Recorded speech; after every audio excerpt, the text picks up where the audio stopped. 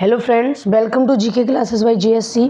Friends, आज की इस वीडियो में मैं आपके लिए लेकर आई हूँ सभी एग्जाम्स का काफ़ी ज़्यादा इंपॉर्टेंट टॉपिक, और टॉपिक का नाम है संयुक्त राष्ट्र संघ। तो देखिए, ये जो टॉपिक है काफ़ी ज़्यादा वर्तमान में चर्चा में है, तो काफ़ी ज़्यादा इम्पोर्टेंट है। और इस टॉपिक से हर एग्जाम में 1 से 2 क्वेश्चन अक्सर देखने को हमें मिलते हैं।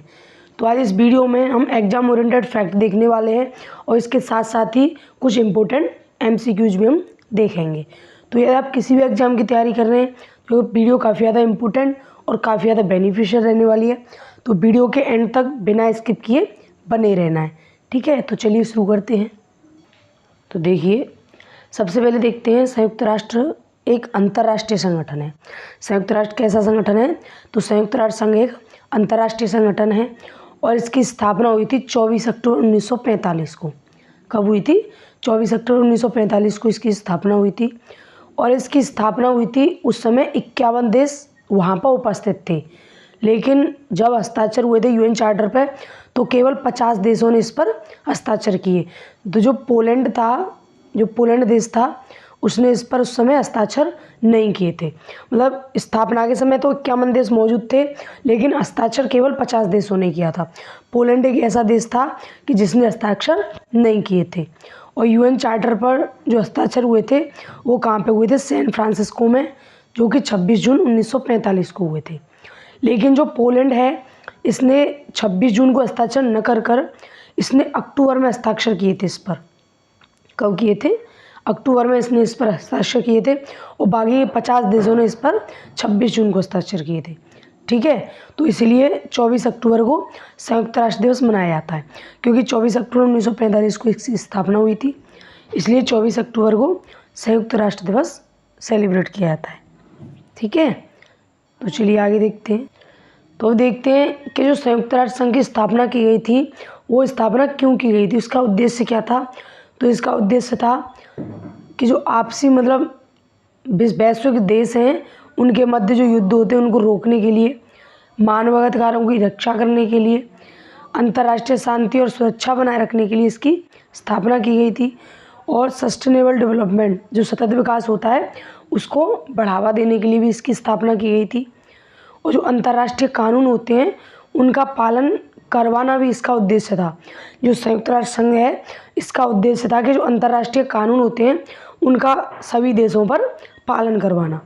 इसके अलावा जो विश्व के जितने भी देश हैं, उन देशों के मध्य शांति और आपसी समझ विकसित करना, ठीक है। तो ये संयुक्त राष्ट्र संघ के कुछ इम्पोर्टेंट उद्देश्य हैं, जिनको देखते हुए इसकी स्थापना की गई थी, ठीक है। तो देखिए, इसके इतिहास के बारे में जान लें कि जो संयुक्त राष्ट्र संघ की स्थापना हुई थी 1945 में, क्या इससे पहले कोई ऐसा संघ नहीं था कि जो वैश्विक लेवल पर शांति बनाए रखे? इससे पहले भी 1945 से पहले भी तो कोई ऐसा संगठन रहा होगा। तो एक ऐसा संगठन था, ठीक है। जैसे कि पहले विश्व युद्ध के दौरान 1919 में लीग ऑफ नेशंस की स्थापना की गई थी। किसकी स्थापना की गई थी? लीग ऑफ नेशंस की स्थापना की गई थी, जिसका उद्देश्य था विश्व के मध्य अंतर्राष्ट्रीय स्तर पर संघर्ष रोकना। इसका उद्देश्य क्या था कि जो वैश्विक देश हैं उनके मध्य जितने भी अंतर्राष्ट्रीय स्तर पर युद्ध संघर्ष वगैरह होते हैं उनको रोकना इसका उद्देश्य था। किसका? लीग ऑफ नेशंस का, जिसकी स्थापना 1919 में की गई थी। और जब इसकी स्थापना की गई थी, ठीक है, तो जब इसकी स्थापना हुई थी 1919 में, तब इसका मुख्यालय लंदन में था, लेकिन बाद में इसका मुख्यालय जिनेवा में शिफ्ट कर दिया गया, ठीक है। और इस संस्था को, जो लीग ऑफ नेशंस है, इसको 20 अप्रैल 1946 को डिमोलिश कर दिया गया, इसको नष्ट कर दिया गया पूर्ण रूप से। और इसी के स्थान पर इससे 1 साल पहले स्थापना हुई 1945 में UNO ने इसकी जगह ले ली, क्योंकि 1945 में UNO की स्थापना हो चुकी थी और इसने इसी संस्था की जगह ले ली थी, ठीक है। तो इसलिए जो लीग ऑफ नेशंस है, इसको 20 अप्रैल 1946 को पूर्ण रूप से डिमोलिश कर दिया गया, ठीक है। तो चलिए आगे देखते हैं। तो चलिए कुछ संयुक्त राष्ट्र संघ के बारे में और इम्पोर्टेंट फैक्ट देख लेते हैं कि संयुक्त राष्ट्र संघ के जो वर्तमान में सदस्य देश हैं वो हैं 193। कितने हैं? 193 इसके सदस्य देश हैं, जिसमें इसका नवीनतम सदस्य देश है दक्षिणी सूडान, साउथ सूडान, ठीक है। इसका नवीनतम देश है दक्षिणी सूडान, जिसे कि 11 जुलाई 2011 को इसमें 193वें सदस्य के रूप में शामिल किया गया। ठीक है, किसको? दक्षिणी सूडान को। और इस संस्था का जो नामकरण है, मतलब संयुक्त राष्ट्र संघ इसका नाम है, उसका श्रेय किसको दिया जाता है? उसका श्रेय दिया जाता है अमेरिका के राष्ट्रपति फ्रैंकलिन डी रूजवेल्ट को। ठीक है, इन जो अमेरिका के पूर्व राष्ट्रपति हैं फ्रैंकलिन डी रूजवेल्ट, इनको इसके नामकरण का श्रेय दिया जाता है। ठीक है, और जो संयुक्त राष्ट्र संघ है, इसके जो वर्तमान महासचिव हैं वो है एंटोनियो गुटेरस। ठीक है, जो कि कहाँ के हैं? पुर्तगाल के। ये प्रश्न भी पूछा जा सकता है कि जो एंटोनियो गुटेरस हैं, जो कि संयुक्त राष्ट्र संघ के वर्तमान महासचिव हैं, वो किस देश के हैं? तो पुर्तगाल के हैं। जो कि कौन से क्रम के हैं? 9वें क्रम के हैं, जिन्हें 1 जनवरी 2022 को वहाँ पे मतलब इसका महासचिव बनाया गया और 31 दिसंबर 2026 तक यहाँ पर रहने वाले हैं इस पद पर। ठीक है, तो कब तक रहने वाले हैं? 2026 तक रहने वाले हैं। ठीक है, एंटोनियो गुटेरस।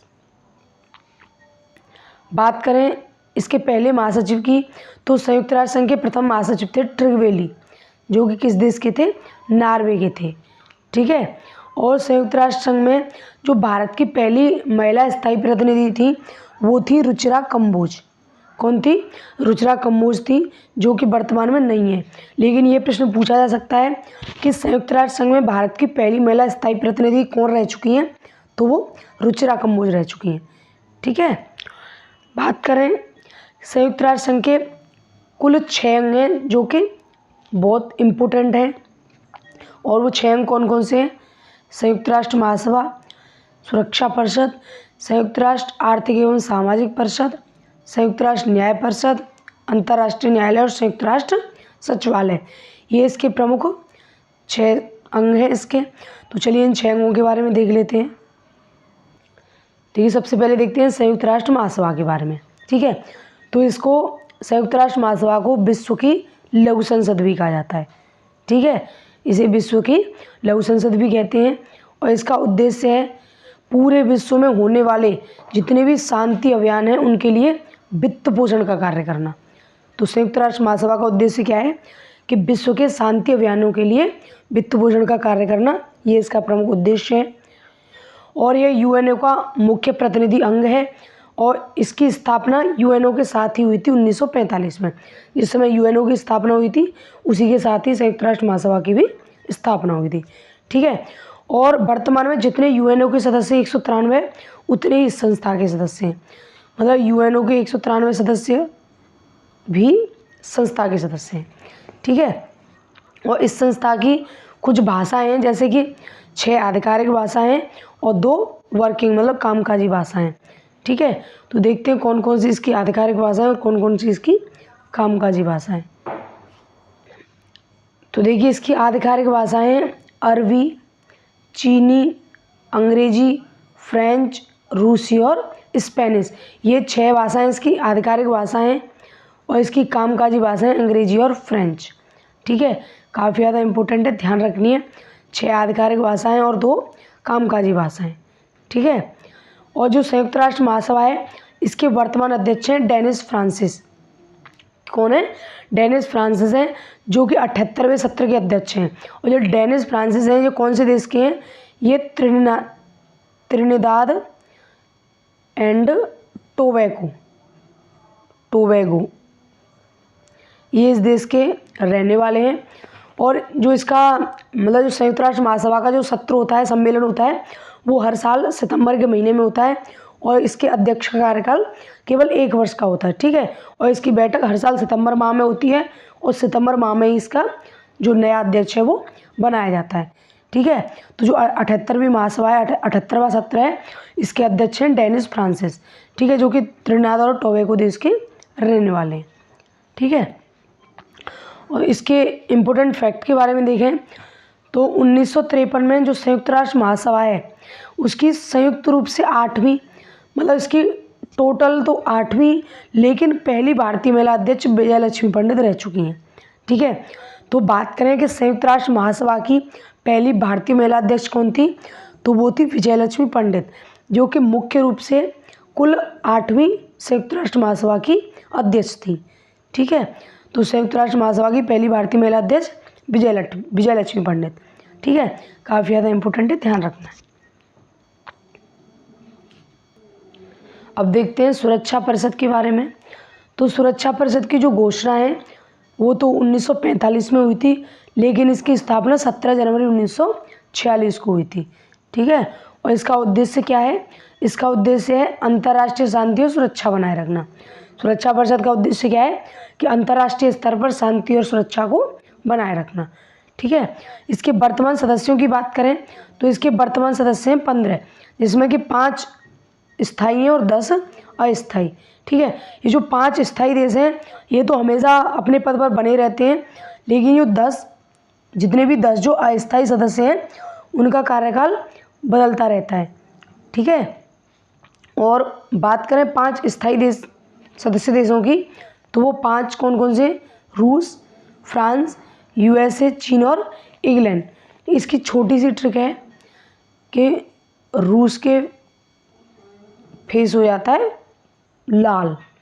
रूस के जो कोई भी इंसान जो रूठ जाता है, मतलब रूस जाता है, तो फेस हो जाता है लाल। तो रूस से हो गया रूस, एफ से फ्रांस, ए से अमेरिका या यूएसए, सी से चीन और ई से इंग्लैंड।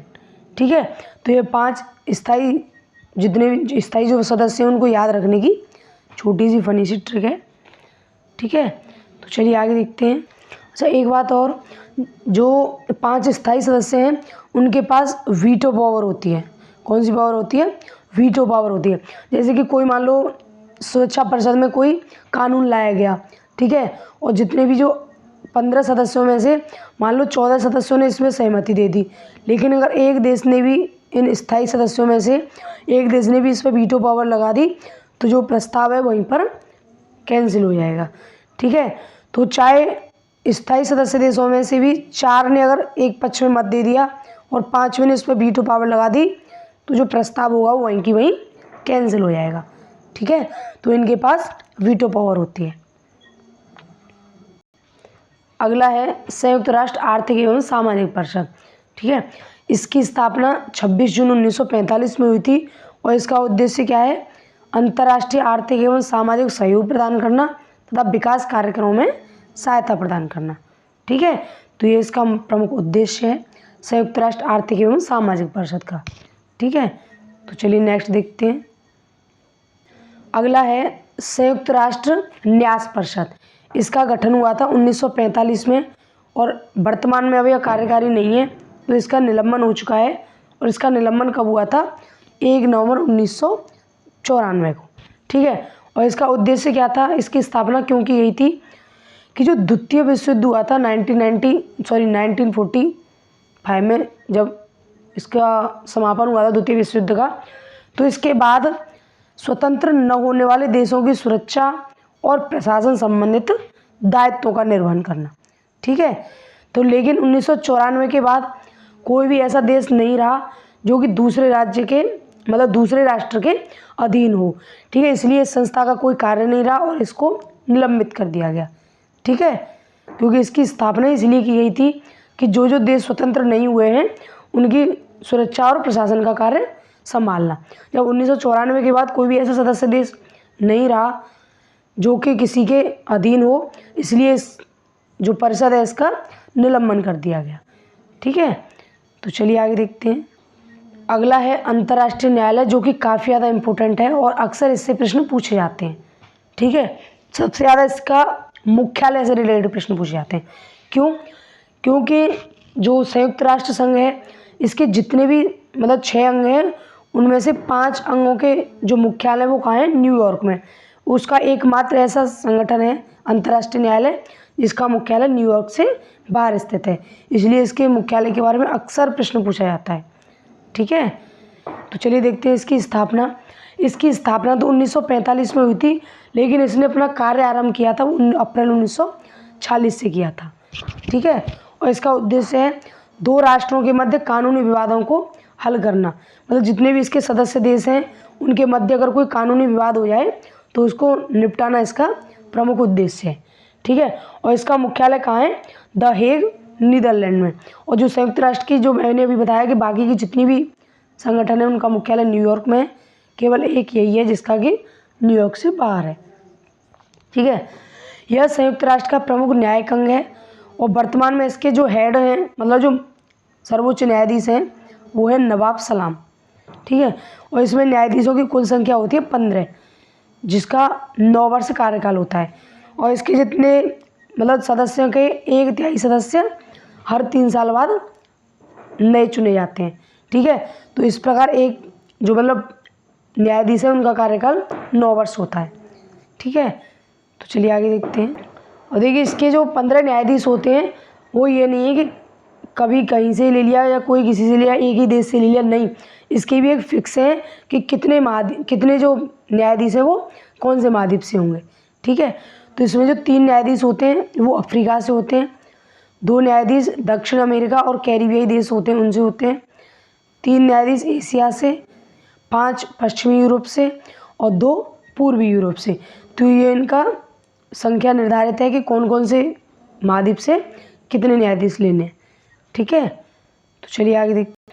अगला है कि अभी तक जितने भी भारतीय जो न्यायाधीश रह चुके हैं अंतर्राष्ट्रीय न्यायालय में उनके बारे में। ठीक है, तो कौन कौन से रह चुके हैं। एक तो है सर बेनेगल राव, जो कि 1952 से 1953 में अंतर्राष्ट्रीय न्यायालय में न्यायाधीश रह चुके हैं। अगले हैं नागेंद्र सिंह, जो कि 1993 से 88 तक रह चुके हैं। रघुनंदन स्वरूप पाठक, जो कि 1989 से 91 तक रह चुके हैं। और दलवीर भंडारी, जो कि 27 अप्रैल 2012 को बने थे और 2022 तक ये रह चुके थे।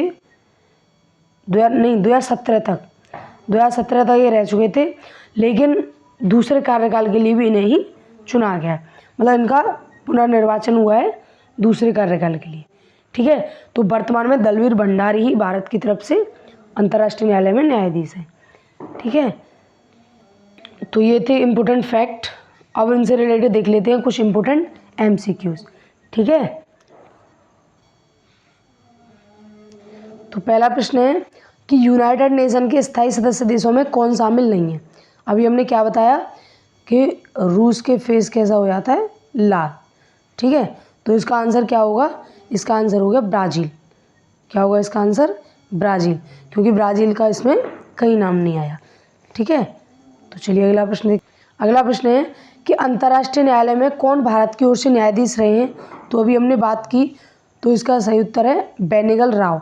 जो बेनेगल राव हैं 1952 से 1953 के बीच अंतर्राष्ट्रीय न्यायालय में भारत की ओर से न्यायाधीश रह चुके हैं। ठीक है, देखते हैं संयुक्त राष्ट्र संघ में सदस्य देशों की संख्या कितनी है। तो इसके सदस्य देश हैं टोटल 193। ठीक है, और इसका नवीनतम देश कौन सा है, साउथ सूडान, दक्षिणी सूडान। कौन सा है, दक्षिणी सूडान इसका नवीनतम देश है, जिसको कि 2011 में शामिल किया गया। ठीक है, तो चलिए नेक्स्ट देखते हैं। नेक्स्ट है कि जो अंतर्राष्ट्रीय न्यायालय है उसका मुख्यालय कहाँ स्थित है। तो उसका मुख्यालय कहाँ है, द हेग, नीदरलैंड में। नीदरलैंड में भी कहाँ पे, द हेग में। ठीक है, तो चलिए नेक्स्ट अगला प्रश्न है कि संयुक्त राष्ट्र की आधिकारिक भाषा में कौन शामिल नहीं है। तो कौन शामिल नहीं है, हिंदी। हिंदी की तो हमने बात ही नहीं की।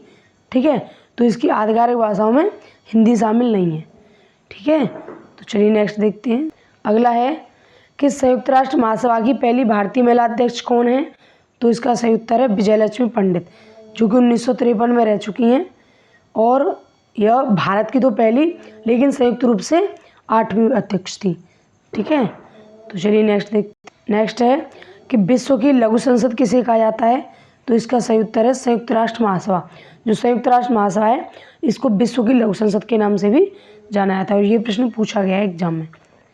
ठीक है, नेक्स्ट है कि यूएनओ के नामकरण का श्रेय किसे दिया जाता है। तो इसका सही उत्तर है फ्रैंकलिन डी रूजवेल्ट, जो कि USA के पूर्व राष्ट्रपति रह चुके हैं। ठीक है, तो ये था आज का हमारा टॉपिक संयुक्त राष्ट्र संघ के बारे में।